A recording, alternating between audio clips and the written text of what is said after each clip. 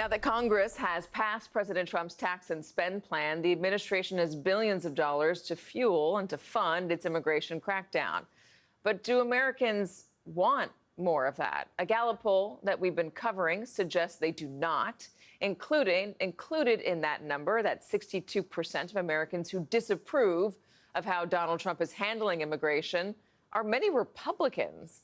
Last year, 88% of Republicans said immigration should be decreased. Now that number is 48%, a 40-point drop in 1 year. Joining us now, New York Times Homeland Security and immigration reporter Hamed El-Aziz and Cornell Belcher, who's back with us. Hamed, first, let's talk about what the administration is going to do with all of this money that's being allocated to ICE. Tons of money. It will now have more money than any other agency. What are they going to be using that on?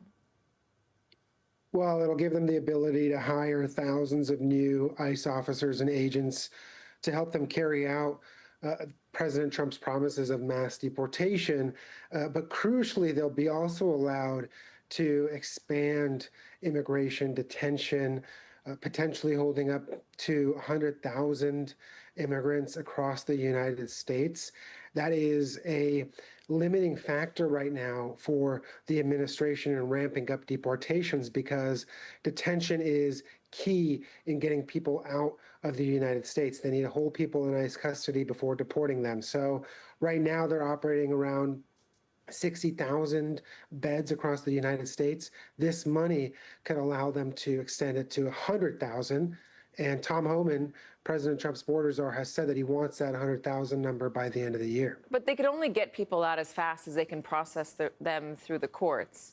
Is any money going to employ more judges and get these cases going faster through the system? Or are they planning on detaining people, hundreds of thousands, if not more than that, millions, for months and years on end, Hamed? Well, you know, there's a few things happening. I think, yes, there is money going to the immigration courts, but there are also a lot of people in the country who have deportation orders, who are targets of this administration, that they're hoping to detain and to deport quickly. At the same time, the Trump administration has allowed ICE to use this power known as expedited removal, which allows for deportation without an immigration court involved for people who are in the United States who have been in the country for less than 2 years. So I think there's going to be a mix of these different efforts: the court process, those people who already have deportation orders, and then the quick deportation process as well. What about if they have asylum claims? Well, people with asylum claims cannot be deported from the United States. They have to go through the court process. It is quite difficult to get asylum right now. So I don't know if that's going to be potentially a limiting factor for ICE moving forward. All right. Cornell, those numbers that we mentioned at the top are striking. I mean, when you usually get a big majority, most of it is populated, as we've seen with Trump administration policies, with Democrats and independents. But a 40-point drop in immigration support among Republicans is striking. It is the sort of thing, Katie, that we don't see very often. And also in that Gallup report was the headline that record high, say, immigration benefits the country, right? So as you've seen this number moving down as they feed up immigrants over the last years, what you see actually now is that the Trump administration's actions and how they're handling immigration, and with, alligator Alcatraz and all these horrendous things, they're actually growing support for immigration and growing the favorability of immigration as they attack it, right? So, and when you look at independent voters, and particularly, right, the Republicans are important, but really when you talk about politics, especially for elections, the way independent voters are moving away from the Republican Party on this is fairly amazing. And you showed that number of how Trump is now underwater on handling immigration.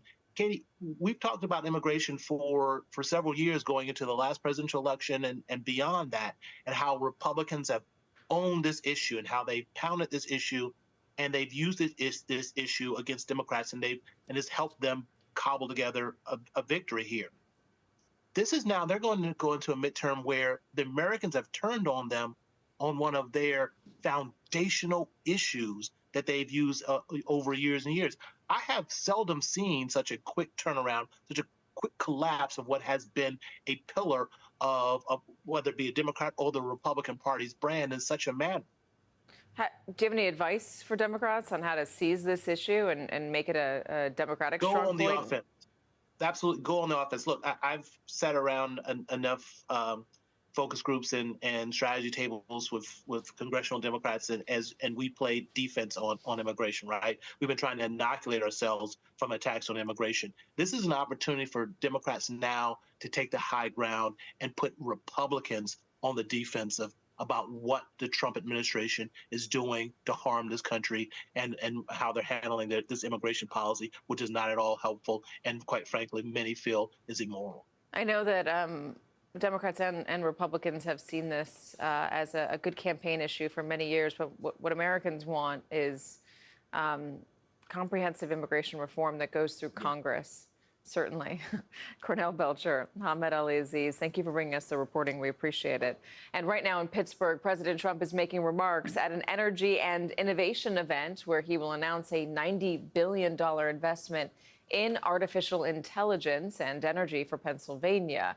We're going to monitor this event and bring you any news as the president makes it. Still ahead, how Ukraine is driving a wedge through MAGA.